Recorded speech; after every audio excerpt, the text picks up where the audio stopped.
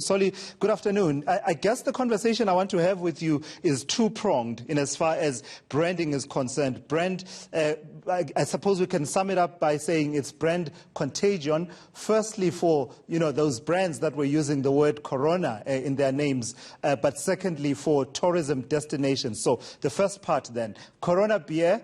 There's been a bit of a debate about whether or not it's being affected by, there being out there coronavirus. What's your take? Is this something that, the one survey was suggesting that 38% Americans have said that they would not touch Corona beer now in the wake of coronavirus. But is that necessarily true?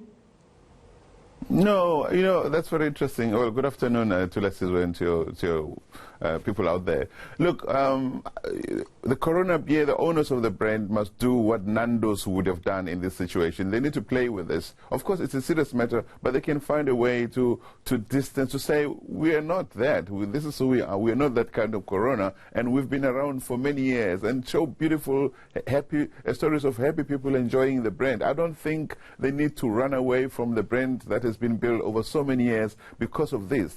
It's not Corona and coronavirus are two different things. And anyway, the coronavirus is now called COVID-19. So it's up to these guys to come up with very smart creatives, to come up with a campaign that will show the beautiful stories of the brand, where it's come from, people enjoying it, and maybe even a bit of humor there to say, we are not that kind of Corona, we are the one you can trust. How risky is that, though, Solimo? Because let me share with you, maybe you've not seen this particular story.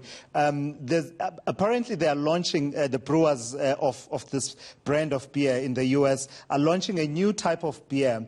And basically, in their payoff line in a tweet, they said, hitting our shores soon. And a number of people said, actually, that's in bad taste, given that, the worries about the coronavirus hitting our shores, et cetera, et cetera. How does a brand manager and a communicator, a brand communicator, gauge the mood of the public, whether or not this will land well, you appropriating the name Corona being out there and using it positively for yourself?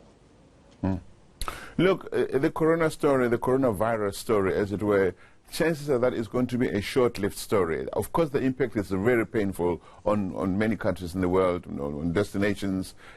But I don't believe that a brand that has been around for many years should suffer a long-term. In the long term because of this coronavirus. That's why I'm saying creatives can come up with ways that are sympathetic, that are not, that shouldn't give the impression they're laughing off the coronavirus, but that distinguish their own brand from the coronavirus or the COVID-19. I think they have to come. There's got to be a way to defend the Corona beer from what's happened. Of course, if they don't have ideas, they can simply ditch it and go to something else. But I think this is a brand that's been around for many, many years, and they have enough positive stories to use to defend it, to shield it against any stories that might not, cynically want to link it to the virus that's making the rounds. So the second aspect then of this conversation has to do with tourist destinations. You wrote a piece a few days ago about what South Africa needs to be learning from past experiences that impacted on the tourism market, and you cited the water crisis in Cape Town.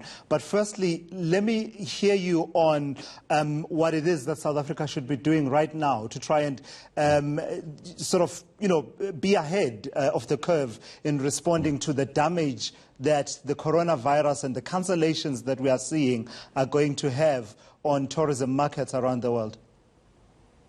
Look, first of all, I have to say, for the first time in a long time, I'm really impressed by the South African government's response to this thing. I mean, they've been really proactive. They've been transparent. They've been telling us almost on a daily basis what measures they've put in place at ports of entry into the country. They've made available 13 hospitals around the country to be ready to deal with this thing if it happens here. They have shown the world that they're ready for it. If it comes here, chances are that the impact will not be as big as it has been in other countries. And I think this is very good. The government must keep doing what it's government's doing. It must keep talking. It must keep talking about the measures, the proactive stuff. The approach should always be 80% proactive, 20% reactive. And what the government is doing, going out there, speaking in parliament, speaking to the public, making sure that the measures everybody is basically on board. They have an interministerial team. They have the military at the airports, at other ports of entry, saying these are the things that we're doing. And I've had people,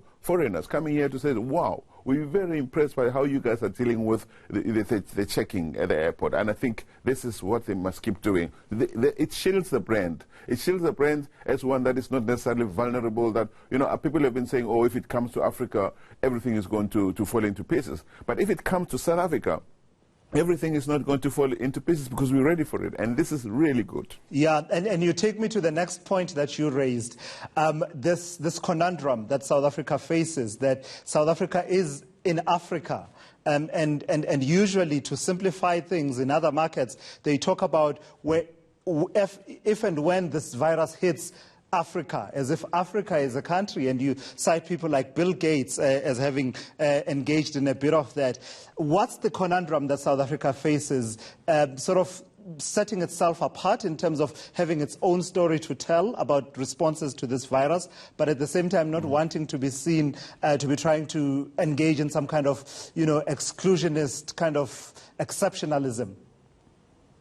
Yeah, I think even here I'm also impressed. I heard the other day the Minister of International Relations and Cooperation saying, look, we are the only country in Africa with one other one, Egypt. We are one of two only countries that are prepared to fight this thing. Okay, this thing has arrived in Egypt. We haven't seen the details of how Egypt is dealing with this thing. But South Africa, under the ANC, has always been very careful not to distance itself too far away from the rest of Africa. And in some cases, it's taken some really unpopular decisions by trying not to be too far ahead of Africa. I think on this particular point, I think government has been brave enough to say, we South Africa are ready. We South Africa are putting these measures in place in case this thing happens here. And they're not at the same time saying everybody else is bad, but they're emphasizing the good things that are happening here.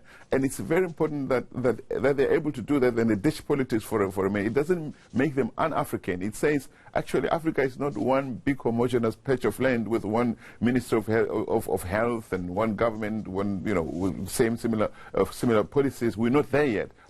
But it is important that a brand is able to stand aside from time to time and show how it differs from its associated brands. Solly Moeng, thank you so much for your insights this afternoon. Solly Moeng is a branding specialist talking to us about the brand aspects that come out from the coronavirus and its spread around the world, particularly as they relate to tourism destinations such as South Africa. The tourism indaba, I'm told, is actually coming in the next few weeks, and it will be key to see what is the impact therein in terms of marketing this country.